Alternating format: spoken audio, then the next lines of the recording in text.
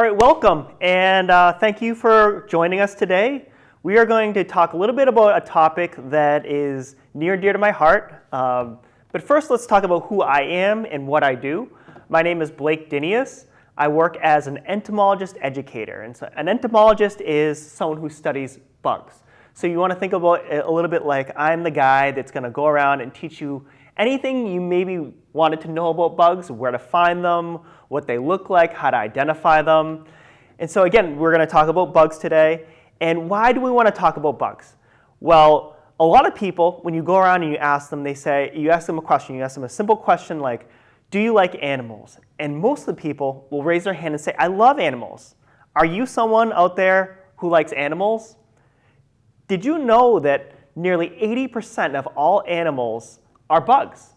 And so that's a statistic that tends to catch people a little bit off guard, because when you really think about it, you can't really call yourself an animal lover if you don't also like bugs. So today we're going to talk about all the different kinds of bugs that you might be able to find around your backyard, around this area. And the reason behind that is because it can be a lot of fun to go out and exploring your own backyard and search for all these different types of animals. You might not find, say, a rare animal in your backyard, a rare mammal in your backyard, or a rare bird, but the chances are, right in your own backyard, you could find a very rare insect. Or you might just notice an insect that you hadn't seen before. There could be hundreds of different kinds of insects right underneath your nose in your own backyard. So you can have your own backyard safari and go out and explore and find all of this diversity just right at home. And it's relatively simple. It doesn't take that much time. So if you are someone who's young or if you're someone who's older, you can have a really good time throughout the entire year looking for all new sorts of things that are just waiting to be discovered. What I have here in this display case is just an example of some of the different kinds of insects that you can find in your backyard. Anything from dragonflies to stick insects. We've got some katydids and grasshoppers, which are very active this time of year. Of course, people love the butterflies and moths, different kinds of what we call true bugs, beetles, the ants and wasps, and flies over here, which are a very diverse group of insects. And again, this is not the comprehensive list. These are just some examples that you could find in your backyard.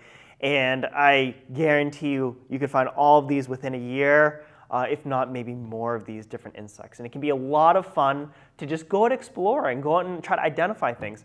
I find brand new things in my yard every single year. This time of year is a little bit challenging to find insects, but it can still be a lot of fun. And the reason behind that is that the weather is starting to cool down as we kind of head into the fall season and the fall weather. But that just means, like plants, the types of insects you see around tend to shift as well. So while in the springtime you have certain kinds of flowers blooming, there are certain insects that time their emergence with the blooms of certain flowers. But as the seasons shift from spring to summer to fall to winter, you do see this shift in the types of insects that you see.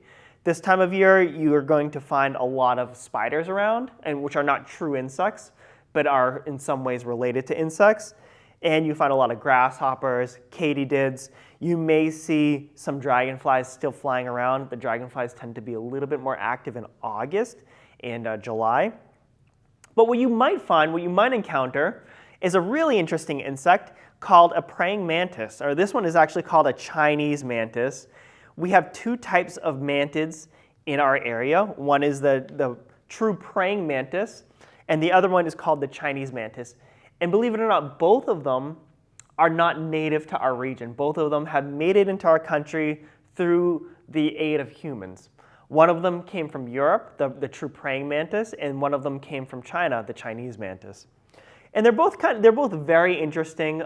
There is some debate as to whether or not they are beneficial or have a negative impact on our environment. But I think as someone who's just getting into insects, if you're just looking to explore, they can be one of the most fun things to find. And then as we move into the winter season, as the weather really starts to cool, leaves start to come down from trees, you can start looking for other signs of insects. And so while you may not see as many flying insects, a lot like bears, insects go into a winter phase. They call it diapause in the insect world. Some of them, the adults go into diapause, they go into a resting state. But some of them have all these different types of strategies for spending the winter. Some of them, like our friend over here, the Chinese mantis, will overwinter as an egg. And that's what this is. This is an egg case. It's called an ootheca. It's a fancy word. And there are hundreds of baby eggs just waiting to emerge in the spring.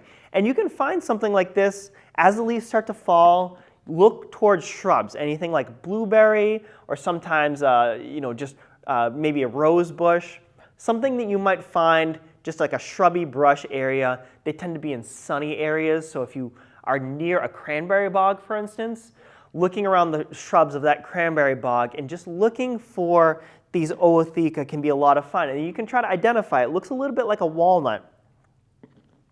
And if you are really feeling really ambitious, you could actually bring one of these ootheca indoors, and come springtime, that's going to hatch out. But just be aware that, again, hundreds of baby mantids are going to hatch out. And if you don't have something to feed them, they will find food on their own, including their brothers and sisters. So it's a good idea to kind of be aware and be ready for that event when it does happen. But not all insects like to spend the winter as eggs. You can, if you're really keen and are really good at observing things, pay really close attention. If something looks just a little bit different, well, maybe it's something just, again, waiting to be discovered. We have another cool insect. It's called a Sacropia moth. If we look down here, this red and black moth, it's the largest moth in North America. This is called a Sacropia moth right here. And this one's a little bit small, on the smaller side. This is a male. You can tell by the enlarged antenna and the very fluffy antenna. But this moth has a really interesting life cycle, and will spend the winter as this egg case, as this cocoon. It's not an egg case, it's a cocoon. And inside the cocoon is a moth that is developing, and that moth will emerge next spring. But if you can look, you can see this might blend in very, very well to the dying leaves and maybe some leaves that are hanging off trees. You can see this was kind of laid on the stem or the twig of a plant, probably a cherry tree. And you can find that, and again, if you're feeling really ambitious, maybe bringing something like that indoors and letting that emerge in the springtime can be a lot of fun, and then you can release it where you found it. If you found it in your own backyard, that's great. You can just release it outside. And then is yet another way that some insects spend the winter, and that is with something called a hibernaculum. And that's this right here. And so that's not quite a cocoon. What is developing inside this folded leaf that looks like a cocoon is actually a caterpillar. It's not the pupal stage of this, I believe it is a viceroy, which looks a little bit like this monarch here, except it's a little bit smaller, and the patterning of the black on the hind wing is a little bit different. And so those are some very different ways that insects overwinter, but you can go and you can find them in your own, and if you're located near water, well, you have another way that you can go and explore the environment. Because insects, they don't actually spend, aquatic insects, because the water on the surface will freeze, but underneath the surface tends to still remain liquid water.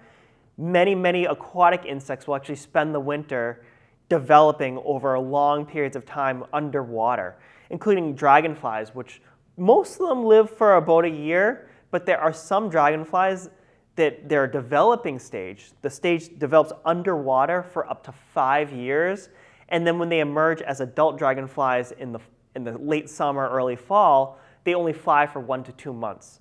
And so that you can think they spend a large portion of their lives underwater, and it's really important that the bottom of that water, the lower levels of that water, do not freeze. So when you think about a pond, and how people might spend the winter ice fishing, where they can drill a hole in the ice, drop their line down, and there's still liquid water underneath, a lot of insects will take advantage of that. So I hope that you've all kind of enjoyed these different ways of finding insects around here. I'm more than happy, again, as an entomologist, to lead guided walks or guided tours, or answer any of your questions on insect identification. There's a lot really just waiting to be discovered here in Barnstable County and the rest of Massachusetts.